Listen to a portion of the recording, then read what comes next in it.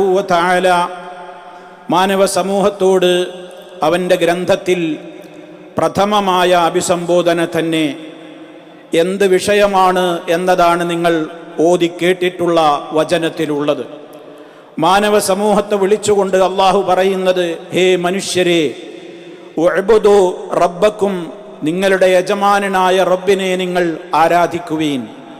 അവൻ ആരാണ്? അല്ലദീ ഖലഖക്കും, അവനാണ് നിങ്ങളെ സൃഷ്ടിച്ചവൻ. വല്ലദീന മിൻ ഖബ്ലിക്കും, നിങ്ങളുടെ മുമ്പുള്ളവരെയും സൃഷ്ടിച്ചവൻ അവനാണ്. ലഅല്ലക്കും തത്തഖൂൻ, ദോഷങ്ങളൊന്നും വരാതെ തഖ്വയോടുകൂടെ നിങ്ങൾ ജീവിക്കുവാൻ ആവശ്യമായ പ്രാധാന്യപൂർവവും പ്രാഥമികവുമായ കാര്യം അതാണ് എന്ന നിലക്ക് അതീവ ഗൗരവത്തോടുകൂടി അള്ളാഹുവിൻ്റെ കൽപ്പനയാണ് റഹ്മാനായ റബ്ബിനെ മാത്രം ഇബാദത്ത് ചെയ്തുകൊണ്ട് ജീവിക്കണം എന്നുള്ളത്. ഒരു മനുഷ്യനെ അള്ളാഹു ഏറ്റവും കൂടുതൽ ഇഷ്ടപ്പെടുക അവനിൽ തൗഹീദുള്ളപ്പോഴാണ്. ഒരു മനുഷ്യനെ അള്ളാഹു ഏറ്റവും കൂടുതൽ വെറുക്കുക തൗഹീദിൽ നിന്നവൻ തെറ്റി ശിർക്കിന്റെ പാതയിലേക്ക് പോകുമ്പോഴാണ്. റഹ്മാനായ റബ്ബിന്റെ യഥാർത്ഥമായ ദാസനായി ഒരാൾ കഴിയുക എന്നുള്ളത് ആ റബ്ബിനെ മാത്രം വിളിച്ചു പ്രാർത്ഥിക്കുകയും അവന് വേണ്ടി മാത്രം നേർച്ച വഴിപാടുകൾ അർപ്പിക്കുകയും ഇബാദത്തിൻ്റെതായ ഏതെല്ലാം അംശങ്ങളുണ്ടോ അത് മുഴുവനും അവനിലേക്ക് മാത്രം തിരിച്ചു വിട്ടുകൊണ്ട് ഒരു യഥാർത്ഥ അബ്ദായി, ഒരു യഥാർത്ഥ ആബിദായി ജീവിക്കുവാൻ ആരൊക്കെ പരിശ്രമിക്കുന്നുണ്ടോ അവനെ മാത്രമാണ് അള്ളാഹു ഇഷ്ടപ്പെടുന്നത്. ലോകത്ത് മഅബൂദ് അവൻ മാത്രമേയുള്ളൂ. ലാ മഅബൂദ ബിഹഖ്ഖിൻ ഇല്ലല്ലാഹ്. ലോകത്ത് കള്ള ദൈവങ്ങളും കള്ള മഅബൂദുകളുമൊക്കെയായി കുറെ ആളുകളുണ്ട്. ലാ ഇലാഹ ഇല്ലല്ലാഹ് എന്ന് ലോകത്ത് മുഴുവൻ പ്രഖ്യാപിച്ച മഹാരഥന്മാരായ പ്രവാചകന്മാര് പറഞ്ഞതിന്റെ താല്പര്യം ഒരു കള്ള ദൈവങ്ങളെയും അംഗീകരിക്കാതെ ഏകനായ മഅബൂദായി യഥാർത്ഥത്തിൽ അവൻ മാത്രമേയുള്ളൂ എന്നാണ്. അവൻ മാത്രമാണ് യഥാർത്ഥത്തിൽ മഅബൂദായിട്ടുള്ളതെങ്കിൽ ആബിദുകളായിരിക്കണം എല്ലാവരും എന്നുള്ളതാണ് റബ്ബ് നമ്മോട് ആവശ്യപ്പെട്ടിട്ടുള്ളത്. അതുകൊണ്ട് തന്നെ ആ നിലക്ക് റബ്ബിന്റെ വിനീത ദാസനായിക്കൊണ്ട് അവനെ മാത്രം ആരാധിച്ച് അവനിൽ യാതൊന്നിനെയും പങ്കു ചേർക്കാതെ അവന്റെ കൽപ്പനകളെ മാനിച്ചുകൊണ്ട് അവൻ വിരോധിച്ച കാര്യങ്ങളിൽ നിന്ന് വിട്ടുനിന്നുകൊണ്ട് ജീവിതത്തെ ക്രമീകരിക്കുന്നവരാരൊക്കെയുണ്ടോ അവരെയാണ് അല്ലാഹുവിന് ഇഷ്ടം. അവരെ അബ്ദ് എന്ന് പരിചയപ്പെടുത്തുമ്പോ, ഇബാദ് എന്ന് അവരെ കുറിച്ച് പറയുമ്പോ റബ്ബ് അതിൽ കാണുന്നത് ആ ഒരു വലിയ വിശാലമായ അർത്ഥമാണ്. നാളെ പരലോകത്ത് റഹ്മാനായ റബ്ബിന്റെ അടുക്കൽ ഇൻ കുല്ലു മൻ ഫിസ് സമാവാതി വൽ അർദ് ഇല്ലാ ആതിർ റഹ്മാനി അബ്ദ, ആകാശഭൂമികളിലുള്ളവരെ മുഴുവനും അവന്റെ അടിമകളായിക്കൊണ്ടാണ് പരലോകത്ത് എത്തിച്ചേരുന്നത്. യഥാർത്ഥത്തിൽ അവന്റെ അടിമകളായി ജീവിച്ച് സൂക്ഷ്മത പുലർത്തുന്നവർക്കാണ് സ്വർഗമെന്നാണ് അവൻ വാഗ്ദത്തം ചെയ്തിട്ടുള്ളത്. തിൽക്കൽ ജന്ന അല്ലത്തി നൂരിസു മിൻ ഇബാദിന മൻ കാന തഖിയ. ആര് തെറ്റുകൾ വരാതെ സൂക്ഷ്മതയോടുകൂടെ ജീവിതം ജീവിച്ച് നമ്മുടെ അടിമകളിൽ ആര് അങ്ങനെ ജീവിക്കുന്നുവോ, അള്ളാഹുവിന്റെ പ്രയോഗം മിൻ ഇബാദിന എന്നാണ്. റബ്ബിന് ഏറ്റവും ഇഷ്ടമാണ് ആ പ്രയോഗം. റബ്ബ് ഏറെ ഇഷ്ടപ്പെട്ട ലോകത്ത് വന്ന പ്രവാചകന്മാർ, ആ പ്രവാചകന്മാരെ കുറിച്ച് വകാനൂ ലനാ ആബിദീൻ എന്നാണ് അള്ളാഹു പറഞ്ഞിട്ടുള്ളത്. അവർ അവനെ മാത്രം ആരാധിക്കുന്ന, വളരെ കൃത്യമായി നിലപാടുകളുള്ള, ആ വിഷയത്തിൽ കൃത്യമായി അവർ മുന്നോട്ട് പോകുന്ന ആളുകളായിരുന്നു എന്ന് മഹാനായ മുഹമ്മദ് മുസ്തഫ സല്ലല്ലാഹു അലൈഹി വസല്ലമിന് അവിടുത്തെ ജീവിതത്തിലുണ്ടായ അത്ഭുതകരമായ ഇസ്രാ യാത്രയെ കുറിച്ച് പറഞ്ഞെടുത്തും അത്ര വലിയ അത്ഭുതം സംഭവിച്ച അതിന് വിധേയനായ മനുഷ്യനായിരുന്നിട്ട് പോലും അവിടെയും അബ്ദ് തന്നെയാണ്. മഅബൂദിന്റെ സ്ഥാനമില്ല, ഒരിക്കലും ആരാധനയുടെ സ്ഥാനം ലഭ്യമാകുന്നില്ല. സുബ്ഹാനല്ലദീ അസ്റാ ബി അബ്ദിഹി ലൈലൻ മിനൽ മസ്ജിദിൽ ഹറാം എന്ന് അബ്ദ് എന്നാണ് അവിടെ മുഹമ്മദ് മുസ്തഫ സല്ലല്ലാഹു അലൈഹി വസല്ലമിനെ പരിചയപ്പെടുത്തിയത്. സഹോദരങ്ങളെ, ഇതിലൊക്കെ നമുക്കുള്ള ഗുണപാഠം നമ്മൾ മനസ്സിലാക്കണം. ഏതൊരു വിഷയത്തിനും റബ്ബിന്റെ അബ്ദായി, റബ്ബിന്റെ ഇബാദുകളായി ജീവിക്കാനാണ്. അപാകതകൾ വന്നുപോയോ, പോരായ്മകൾ വന്നുപോയോ, എന്നാലും അല്ലാഹു പറയും അവരെന്റെ ദാസന്മാരാണ്, എന്റെ അടിമകളാണെന്ന്. ഖുൽ, പ്രവാചകരെ പറയൂ, യാ ഇബാദിയല്ലദീന അസ്റഫു അലാ അൻഫുസിഹിം. ഒരുപാട് ദ്രോഹങ്ങൾ സ്വശരീരങ്ങളോട് ചെയ്ത് തെറ്റുകളുടെ കൂമ്പാരത്തിൽ ജീവിച്ചിട്ടുള്ള ആളുകളാണെങ്കിൽ പോലും അവരെന്റെ അടിമകളാണ്. അവരോട് പറഞ്ഞേക്കണം, ലാ തഖ്നതു മിർ റഹ്മത്തില്ലാഹ്, അല്ലാഹുവിന്റെ കാരുണ്യത്തിൽ നിന്ന് നിങ്ങൾ ഒരിക്കലും ആശ മുറിഞ്ഞു പോകരുത്.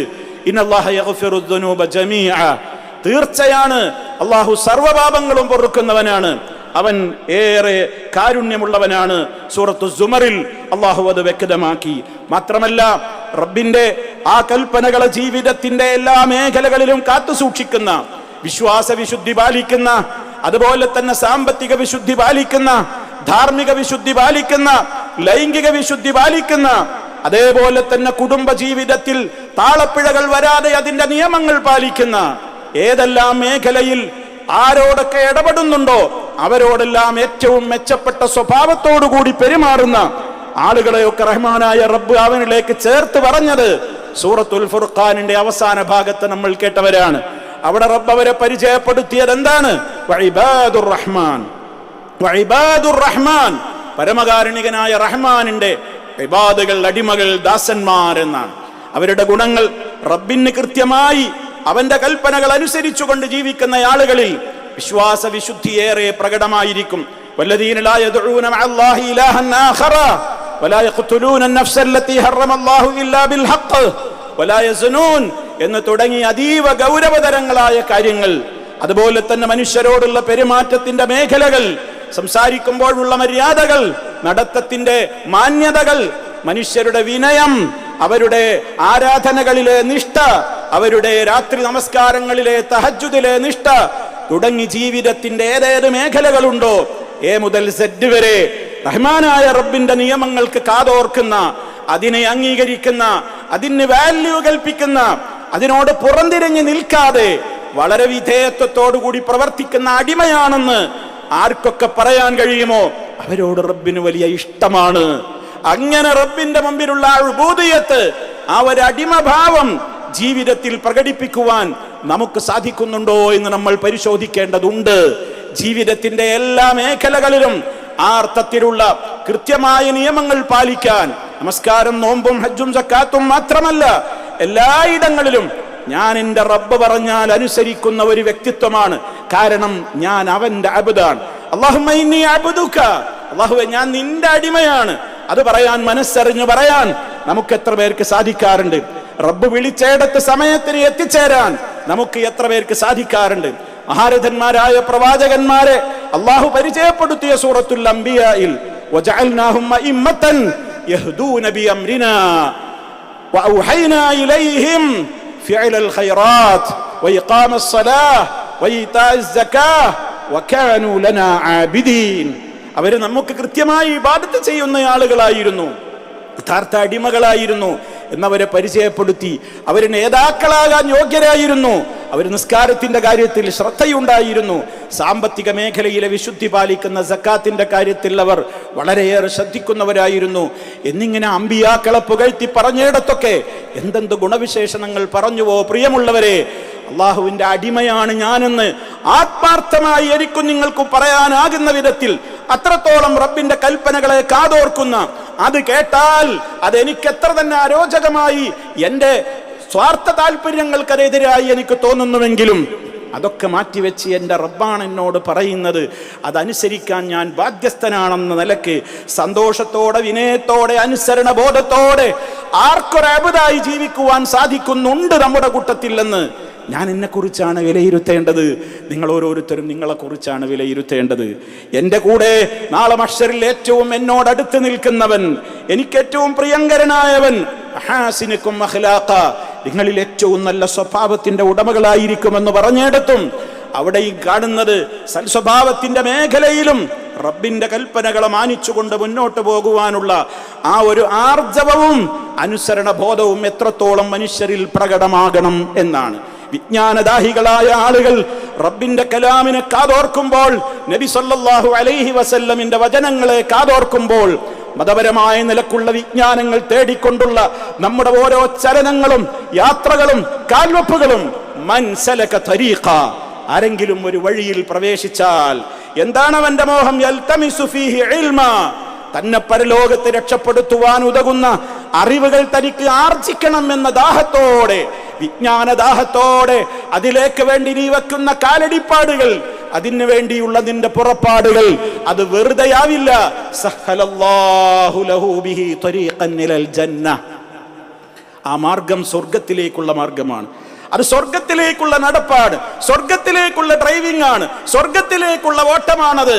അത് മനസ്സിലാക്കണം. അതിന് നല്ല നിയ്യത്ത് വേണം.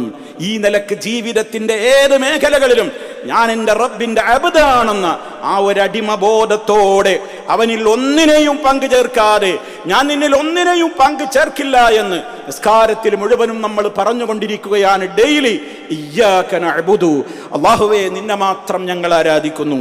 വ ഇയ്യാക നസ്തഈൻ, ജീവിതത്തിൽ ഏതേത് കാര്യങ്ങളിലും ആത്യന്തികമായി ഞങ്ങൾക്ക് സഹായം ചോദിക്കുവാനുള്ളത് നിന്നോട് മാത്രമാണ്. നിന്നോടാണ് എല്ലാ കാര്യത്തിലും ആത്യന്തികമായി ഞങ്ങൾക്ക് സഹായം ചോദിക്കുവാനുള്ളത്. ആ അർത്ഥത്തിൽ ജീവിതത്തിൽ തൗഹീദിനെ മുറുകെ പിടിച്ച് തഖ്വയെ മുറുകെ പിടിച്ചുകൊണ്ട് മുന്നോട്ട് പോകുന്ന ഒരു അബ്ദായി ജീവിക്കുവാൻ നമുക്ക് സാധിക്കണം. അതിനുവേണ്ടി റബ്ബിനോട് തേടണം, പ്രാർത്ഥിക്കണം. പോരായ്മകൾ ഉണ്ടെങ്കിൽ റബ്ബിലേക്ക് കൈകൾ ഇരന്ന് നീട്ടി കൃത്യമായി തപിക്കുന്ന മനസ്സുമായി അവനോട് മനസ്സുരുകിക്കൊണ്ട് തൗബ ചെയ്യണം, ഇസ്തിഗ്ഫാറിനെ ചോദിക്കണം. അവൻ പൊറുക്കും എന്നുള്ളത് അവൻ്റെ ഓഫറാണല്ലോ. അല്ലാഹു സുബ്ഹാനഹു വ തആല ആ അർത്ഥത്തിൽ ഒരു യഥാർത്ഥ അബ്ദായി ഇബാദായി ജീവിക്കുവാൻ നമുക്ക് തൗഫീഖ് പ്രദാനം ചെയ്യുമാറാകട്ടെ.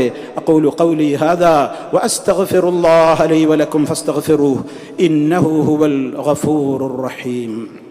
അൽഹംദുലില്ലാഹി വഹ്ദഹു വസ്സലാത്തു വസ്സലാമു അലാ മൻ ലാ നബിയ്യ ബഅദഹു وعلى آله وصحبه ومن تبع هديه أما بعد فأوصيكم عباد الله ونفسي بتقوى الله. അള്ളാഹുവിനെ സൂക്ഷിച്ച് ജീവിക്കണേ. ഒരിക്കൽ കൂടി എന്നെയും നിങ്ങൾ ഓരോരുത്തരെയും ഗൗരവപൂർവ്വം ഓർമ്മപ്പെടുത്തുന്നു. അള്ളാഹു സുബ്ഹാനഹു വ തആലയുടെ അബ്ദുകളായി ജീവിക്കുക.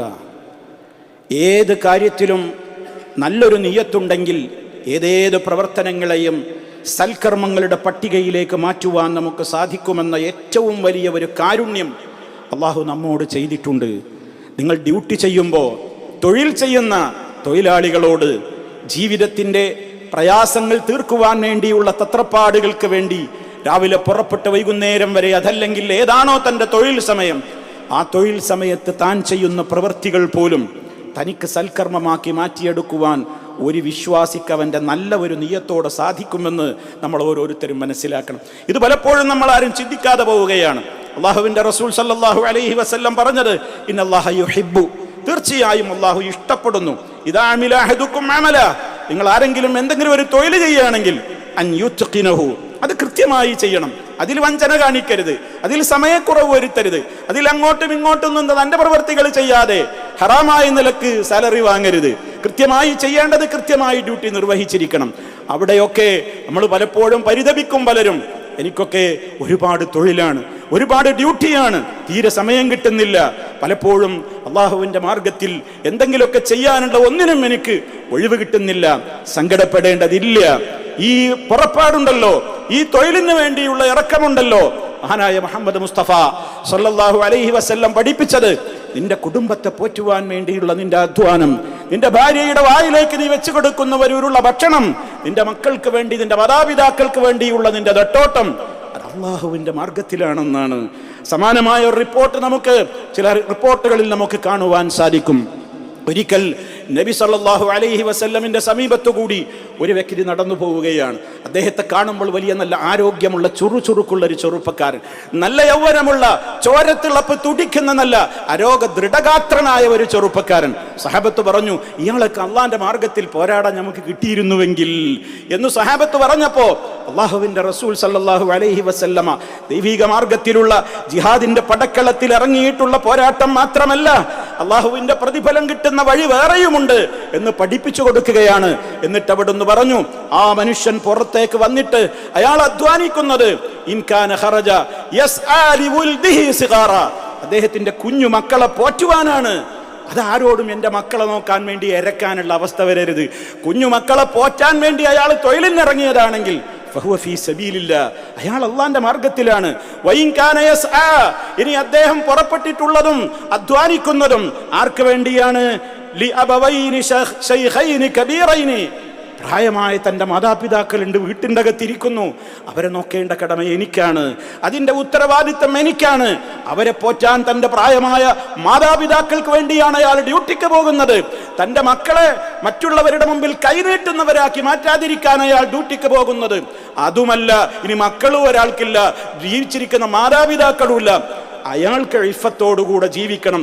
ഒരാളുടെ മുമ്പിൽ കൈനീട്ടി എൻ്റെ ഒരാവശ്യത്തിന് ഒരാളോട് ഇങ്ങനെ പറഞ്ഞ് ഇരക്കാതെ ഇഫത്തോടെ ജീവിക്കാൻ എനിക്ക് ഡ്യൂട്ടി ചെയ്യാനാണ് അയാൾ പുറപ്പെടുന്നതെങ്കിൽ അയാളും ഫഹുവ ഫീ സബീലില്ലാഹ്, അള്ളാഹിന്റെ മാർഗത്തിലാണെന്ന് മുഹമ്മദ് മുസ്തഫ സല്ലല്ലാഹു അലൈഹി വസല്ലം പറഞ്ഞതായി ചില റിപ്പോർട്ടുകളിൽ നമുക്ക് കാണുവാൻ സാധിക്കും. സഹോദരങ്ങളെ, അപ്പോ നമ്മൾ മനസ്സിലാക്കേണ്ടത്, നമ്മളുടെ ഈ ഡ്യൂട്ടിക്ക് പോകലും അതിന് ചെലവഴിക്കലും ഏത് പ്രവൃത്തിയും ഒന്നും വൃഥാവിലാകില്ല. നല്ല ഒരു ഉദ്ദേശമുണ്ടോ? ഞാൻ നിന്റെ അടിമയാണ് റബ്ബേ എന്ന ആ ഒരു ഉബൂദിയത്ത്, ആ അടിമ മനോഭാവം എൻ്റെ മനസ്സിലുണ്ടോ, ചെയ്യുന്നത് എന്തും നിങ്ങൾക്ക് സൽക്കർമ്മമാക്കി മാറ്റുവാൻ സാധിക്കും. സഹോദരങ്ങളെ, അള്ളാഹു നമുക്ക് തൗഫീഖ് പ്രദാനം ചെയ്യുമാറാകട്ടെ. റബ്ബിന് ഇഷ്ടമുള്ളത് മാത്രം പ്രവർത്തിക്കുക, റബ്ബിന് വെറുപ്പുള്ളത് ചെയ്യാതിരിക്കുക. അങ്ങനെ ജീവിതത്തെ ഞാൻ നിന്റെ അടിമയാണെന്ന ബോധം ജീവിതത്തിൽ നിലനിൽക്കുന്ന വിധത്തിലായി കഴിഞ്ഞാൽ നമുക്ക് ശാശ്വതമായ സ്വർഗത്തിൽ എത്തിച്ചേരാം. അതാണ് ഞാൻ നേരത്തെ കേൾപ്പിച്ച വചനത്തിലും പറഞ്ഞത്, തിൽക്കൽ ജന്ന അല്ലത്തി നൂരിസു മിൻ ഇബാദിനാ മൻ കാന തഖിയാ. തഖ്വയുള്ളവർക്ക്, എൻ്റെ അടിമകളിൽ നിന്ന് തഖ്വയുള്ളവർക്കാണ് സ്വർഗം ഞാൻ അവിടെ അനന്തരമായി കൊണ്ട് ഒരുക്കി തയ്യാറാക്കി വെച്ചിട്ട് അത് കൊടുക്കുന്നത്. അല്ലാഹുമ്മ ജഅൽനാ മിൻഹും, അല്ലാഹുമ്മ ജഅൽനാ മിൻഹും, അല്ലാഹുമ്മ ജഅൽനാ മിൻഹും. റഹ്മാനായ റബ്ബ് അത്തരക്കാരിൽ നമ്മെ ഉൾപ്പെടുത്തുമാറാകട്ടെ. എല്ലാ പോരായ്മകളും റഹ്മാനായ റബ്ബ് പുറത്തു തരുമാറാകട്ടെ. നമ്മളിലെ രോഗികൾക്ക് അല്ലാഹു പരിപൂർണമായും ശിഫ നൽകുമാറാകട്ടെ. നമ്മിൽ നിന്ന് മരണപ്പെട്ടു പോയ മുഅ്മിനുകൾക്ക് അല്ലാഹു പുറത്തു കൊടുക്കുമാറാകട്ടെ. നമ്മയും അവരെയും അവൻ്റെ സ്വർഗത്തിൽ ഒരുമിച്ച് കൂട്ടുമാറാകട്ടെ. ജഹന്നമിൽ നിന്ന് കാത്തു രക്ഷിക്കുമാറാകട്ടെ. അല്ലാഹുമ്മ ഗ്ഫിർ ലിൽ മുഅ്മിനീന വൽ മുഅ്മിനാത്ത് വൽ മുസ്ലിമീന വൽ മുസ്ലിമാത്ത് الأحياء منهم والأموات إنك مجيب الدعوات وقاضي الحاجات. اللهم أعز الإسلام والمسلمين وأذل الشرك والمشركين. اللهم اجعل هذا البلد آمنا مطمئنا وسائر بلاد العالمين. ربنا اغفر لنا ذنوبنا وكفر عنا سيئاتنا وتوفنا مع